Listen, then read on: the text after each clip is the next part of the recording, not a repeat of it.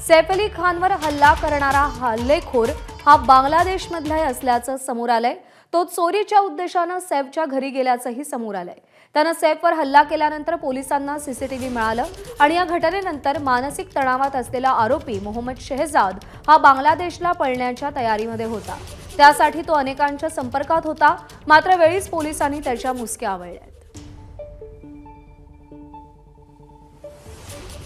सूरज सावंत आपले प्रतिनिधी सध्या आपल्यासोबत आहेत। सूरज, बांगलादेशला त्याचा परत जाण्याचा प्लान होता, कशी योजना आखली जात होती त्याच्याकडून, काय कळतंय?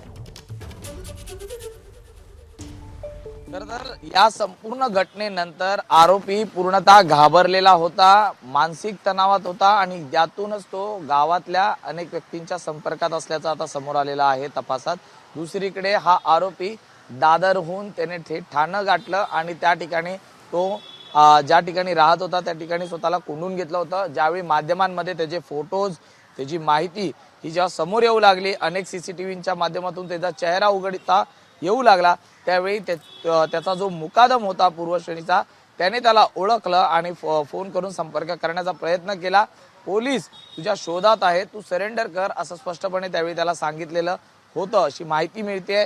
आणि त्यानंतर मात्र तो पोलिसांना शरण न येता बांगलादेशला पळून जाण्याच्या तयारीत होता। बांगलादेशमधल्या अनेक व्यक्तींच्या तो संपर्कात असल्याचं देखील कळतंय, त्यामुळे तो बांगलादेशला पळून जाण्याच्या आधीच पोलिसांनी त्याच्या मुसक्या आवळल्या। त्याचं टॉवर लोकेशन काढलं होतं। जेव्हा सैफ अली खानच्या घरात तो शिरला त्यावेळी देखील त्याचा मोबाईल हा चालू होता आणि त्याच टॉवर लोकेशनच्या आधारे पोलीस त्याला सीसीटीव्ही आणि टॉवर लोकेशन ट्रेस करत दादरहून तो ठाण्यापर्यंत गेला। त्या पाठोपाठ मुंबई पोलिसांचं पथक हे देखील पोहोचलं।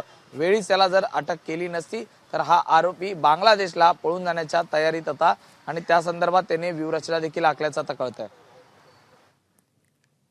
धन्यवाद दिलेल्या माहितीसाठी।